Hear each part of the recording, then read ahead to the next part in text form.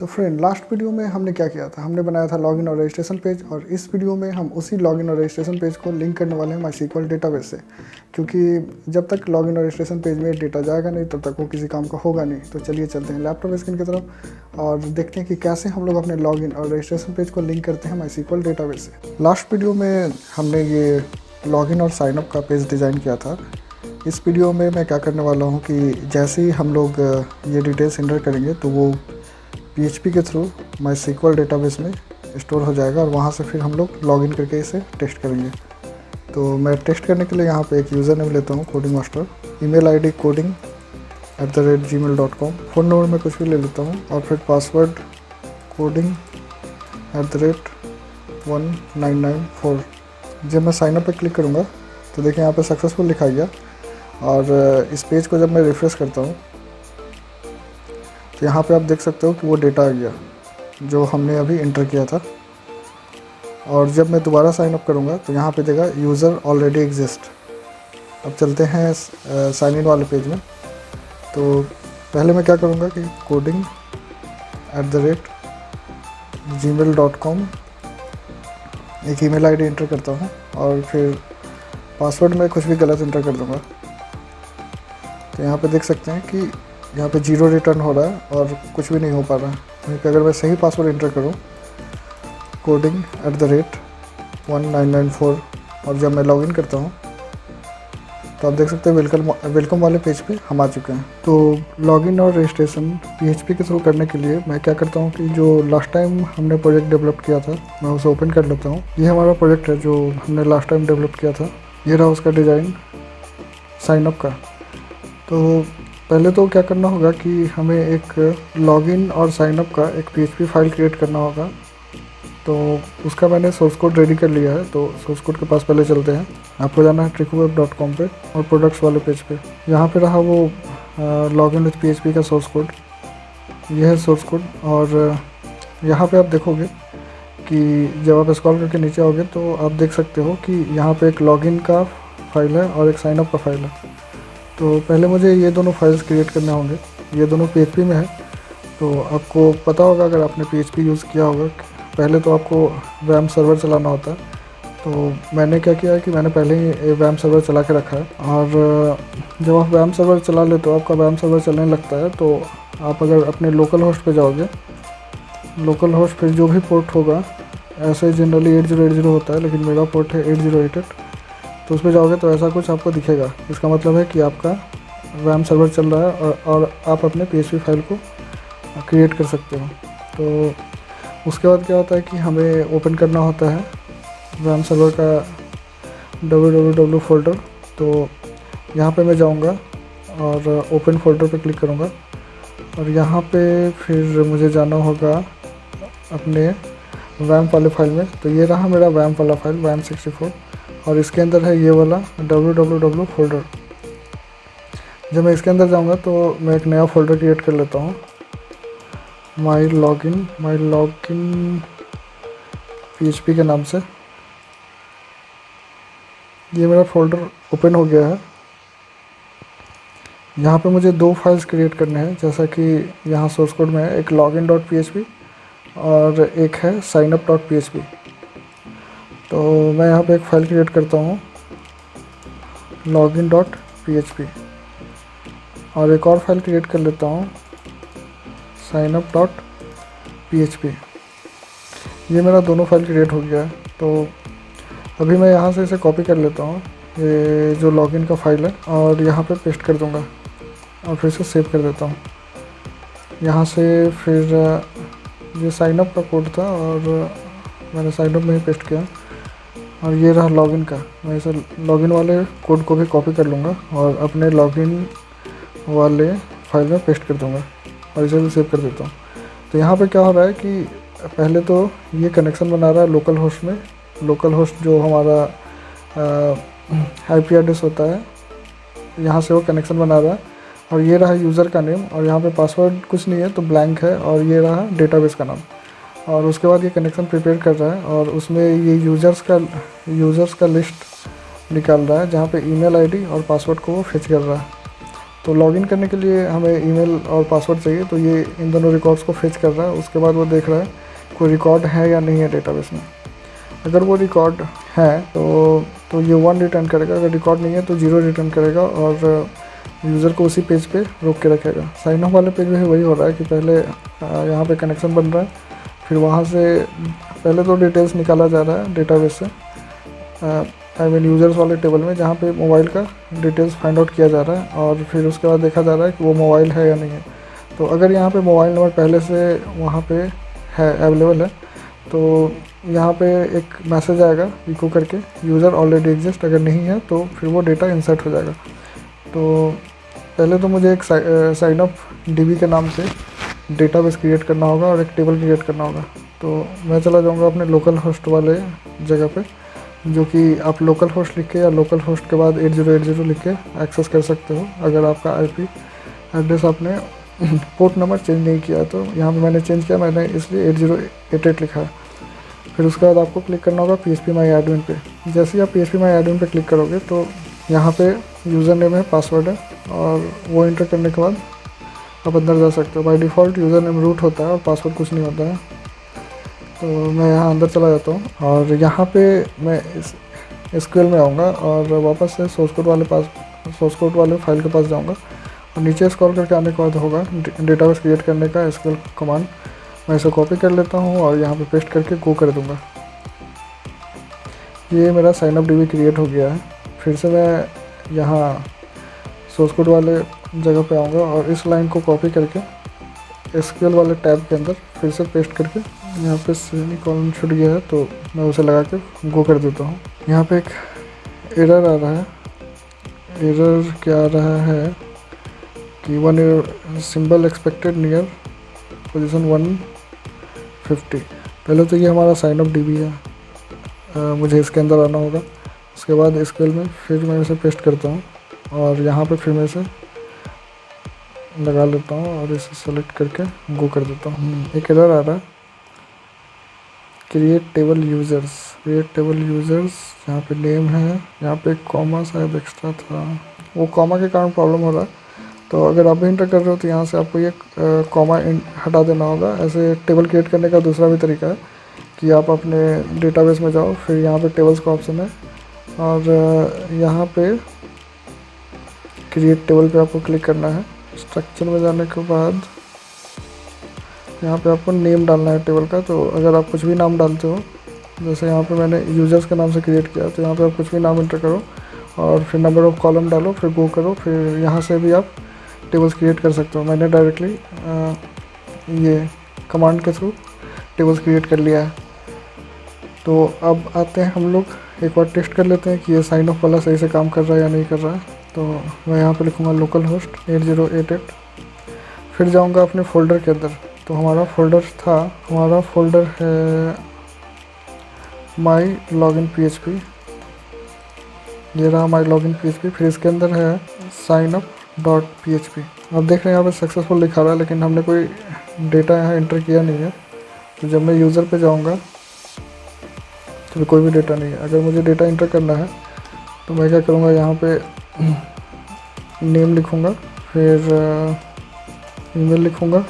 उसके बाद का फील्ड क्या था, नेम है, ईमेल है, मोबाइल है और पासवर्ड है। तो नेम ईमेल हो गया, फिर मोबाइल और फिर पासवर्ड।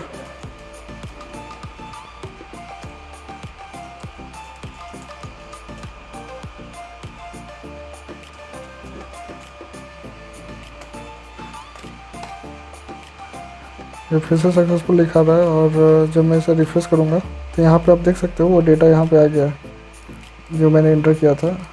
सिमिलरली लॉगिन वाले पेज में भी मुझे वही करना होगा। यहाँ पे आने के बाद यहाँ पे मुझे जाना है login.php। ये 0 आ रहा है क्योंकि इसे रिजल्ट नहीं मिला है। और वहीं अगर मैं ईमेल praveen@gmail.com और फिर पासवर्ड, तो यहाँ पे 1 आ रहा है, मीन्स लॉगिन सक्सेसफुल हो गया। तो ऐसे करके हमारा PHP वाला फाइल अब रेडी हो गया है। और अब मुझे अपने वापस से एंड्रॉयड स्टूडियो में आना है। और यहाँ पे सबसे पहले मैं क्या करूँगा कि जब इंटरनेट कनेक्शन चाहिए हमें तो नेटवर्क का भी रिक्वायरमेंट होगा। तो यहाँ पे एक परमिशन ऐड कर लूँगा, यूजेस परमिशन इंटरनेट, ये एक परमिशन ऐड करना होगा। और जो भी नेटवर्क का काम होता है वो वॉली लाइब्रेरी के यूज़ से होता है। तो यहाँ पे मुझे एक वॉली लाइब्रेरी ऐड करना होगा। तो अगर आपको वॉली के बारे में नहीं पता तो आप उसका डॉक्यूमेंटेशन देख सकते हैं। यहाँ पे मैं उसे इम्प्लीमेंट करने का, अगर आपको उसे इम्प्लीमेंट करना है तो आपको लिखना होगा implement volley developer.google। developer.google website है और वहाँ से मुझे वॉली को इम्प्लीमेंट करने का गाइडलाइन मिल सकता है।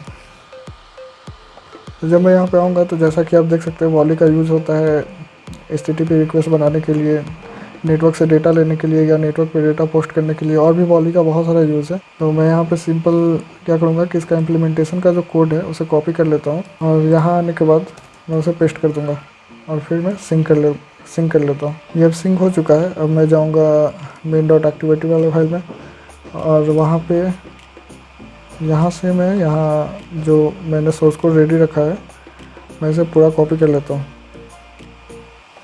बस ऊपर का पैकेज नाम रहने देता हूँ और पूरा कॉपी कर लिया मैंने। ऐसे पैकेज नेम भी सेम ही है अगर आपने ऐसे डिज़ाइन किया है तो। और इसे पेस्ट कर दूँगा। यहाँ पे एक एरर आ रहा है, response to listener class anonymous divide stack implement. यहाँ पे शायद ये स्ट्रिंग का कोड रह गया था तो मैंने उसे लगा दिया है। और जब आप यहाँ पे आओगे तो मैं इस कोड को थोड़ा एक्सप्लेन कर देता हूँ। यहाँ तक तो हमारा काम पहले ही हो चुका था कि हमने पिछले वाले वीडियो में वैलिडेशन लगाया था। और यहाँ पे मैं क्या कर रहा हूँ कि जब हमारा कोड वैलिडेशन में जा रहा है तो एक रजिस्टर यूज़र नाम का मेथड है, उसमें पूरा रजिस्ट्रेशन का काम हो रहा है। तो सबसे पहले एक प्रोग्रेस डायलॉग आएगा। प्रोग्रेस डायलॉग वो राउंड ऑन करके आता है जब कुछ लोडिंग का काम होता है। और यहाँ पे जैसे ही वो सर्वर से कनेक्ट लेगा तो आपका सर्वर हो सकता है बिजी हो, उस टाइम रिस्पॉन्ड ना कर रहा हो, तो यहाँ पे एक मैसेज आएगा यूज़र को कि आपको वेट करना है थोड़ी देर। उसके बाद फिर नेम होल्डर ये सब है। यहाँ पे डेटा नेम जो यहाँ पे डेटा नेम एक एडिट टेक्स्ट है तो वहाँ से ये डेटा को ले रहा है, उसके स्ट्रिंग को फिर से ट्रिम कर रहा है और नेम होल्डर में उसे रख रहा है। वैसे ईमेल का, मोबाइल का और पासवर्ड को उसे रखा जा रहा है। आप इन डेटा को यहाँ रख रहे हो और उसके बाद फिर एक URL से आपको कनेक्ट होना है। ये एक URL है, उसे कनेक्ट होना है। ये हमारा लोकल होस्ट का URL है। अगर आप अपने सर्वर पे रख रहे हो ये सारी डिटेल्स तो आपको वहाँ पे सर्वर का डिटेल देखना है। तो यहाँ पे मैंने क्या किया था, लोकल होस्ट का यूज़ किया था। आप देख सकते हो लोकल होस्ट का यूज़ किया है। लेकिन जब आपको अपना लोकल IP एड्रेस फाइंड करना हो तो आपको लिखना पड़ेगा CMD और यहाँ पे IP config। जब आप IP config लिखते हो तो यहाँ पे ये वाला जो है मेरा लोकल IP एड्रेस का वैल्यू है, मीन्स न्यूमेरिक फॉर्म में मेरा लोकल IP एड्रेस दिया हुआ है। तो वो बिल्कुल ही सेम है जो यहाँ पे है 192.168.4330। तो उसके बाद है माई PHP। लेकिन यहाँ पे मेरा फोल्डर का नाम माई PHP नहीं है, यहाँ पे वो है माई लॉगिन PHP। तो मैं यहाँ पे क्या करूँगा कि यहाँ पे माई लॉगिन PHP लिख लेता हूँ और फिर से बाकी सारा कुछ सही है। यहाँ से वो स्ट्रिंग कनेक्शन बनाएगा, फिर वो वॉली के थ्रू रिक्वेस्ट को पोस्ट करेगा और क्यू में डालेगा। और लास्ट में क्या होगा कि ये ऐड क्यू स्ट्रिंग रिक्वेस्ट में, ये स्ट्रिंग रिक्वेस्ट जो हमारा है उसे क्यू में ऐड कर दिया जाएगा। ये वॉली का क्यू है, उसमें ये स्ट्रिंग रिक्वेस्ट ऐड करके भेज दिया जाता है। तो मैं एक बार साइन ऑफ वाले कोड को टेस्ट कर लेता हूँ। ये हमारा सोर्स कोड रेडी होके हमारा अब ऐप चल रहा है। तो मैं यहाँ पे एक नाम ले लेता हूँ, कोडिंग मास्टर।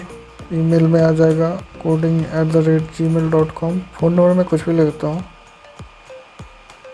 और यहाँ पे पासवर्ड आ जाएगा coding@2020। और जब मैं यहाँ साइनअप करूँगा और यहाँ पे मैं साइनअप करता हूँ, इंटरव्यू वैलिड मोबाइल नंबर 1 2 3 4 5 6 7 8 9, ये सक्सेसफुल हो गया है। और वहीं जब मैं इसे दोबारा साइनअप पे जाऊँगा तो यहाँ लिख रहा है ऑलरेडी यूज़र एग्जिस्ट करता है। मैं एक बार चेक करता हूँ कि हमारा डेटा आया कि नहीं। मैंने कोडिंग करके कुछ लिखा था तो आप देख सकते हो कि codingmastercoding@gmail.com ये डेटा यहाँ आ चुका है। मैं वापस से जाता हूँ साइन इन वाले पेज पे। ये हमारा साइन इन वाला पेज है, इसे मैंने अभी तक रेडी नहीं किया है। तो यहाँ पे सोर्स कोड है। मैं यहाँ से क्या करूँगा कि यहाँ से लॉगिन वाला जो सोर्स कोड है उसे पूरा कॉपी कर लेता हूँ और यहाँ पे जावा के अंदर ये लॉगिन एक्टिविटी है, इसे पूरा नीचे से हटा के पेस्ट कर देता हूँ। तो यहाँ भी सेम एरर आ रहा है कि स्ट्रिंग नहीं है, तो मैं क्या करूँगा यहाँ पे स्ट्रिंग ले लेता हूँ। ये वेलकम एक्टिविटी में जा रहा है, तो मैंने वेलकम एक्टिविटी क्रिएट नहीं किया है। ये लॉगिन होने के बाद एक एक्टिविटी में जाएगा, तो यहाँ पे मैं जल्दी से एक एक्टिविटी क्रिएट कर लेता हूँ। New activity, empty activity, welcome activity. ये एक्टिविटी अब क्रिएट हो चुका है। तो यहाँ से भी जो लॉगिन एक्टिविटी पे एरर था वो चला गया। मैं यहाँ रिसोर्स वाले फोल्डर में लेआउट के अंदर वेलकम एक्टिविटी पे आता हूँ। ये रहा वेलकम एक्टिविटी। यहाँ पे मैं क्या करूँगा कि एक टेक्स्ट व्यू ग्रैडल बिल्ड हो रहा है, इसलिए टेक्स्ट व्यू नहीं आ रहा है। तो अभी शायद वो बिल्ड हो चुका है, तो मैं यहाँ से ड्रैग एंड ड्रॉप करने का ट्राई करूँगा। टेक्स्ट व्यू आ गया।